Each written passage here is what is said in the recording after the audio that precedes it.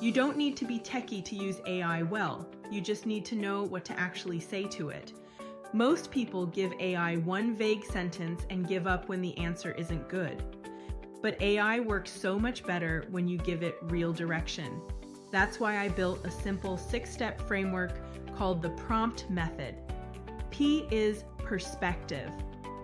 Who should AI sound like? A coach, a copywriter, an expert in whatever you need.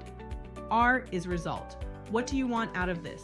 Be specific. An email, a caption, a full chapter. O is output. What has to be included? Length, structure, tone, anything you want left out. M is market.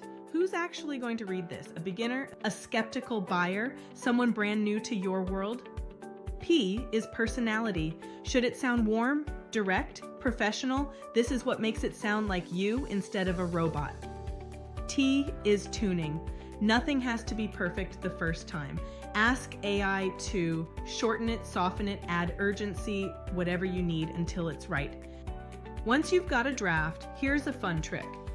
Try naming a communicator whose style you want to borrow, like a blunt marketer or a warm storyteller, and watch the same message completely change. I walk through the whole method with a real example on the blog, link is right there.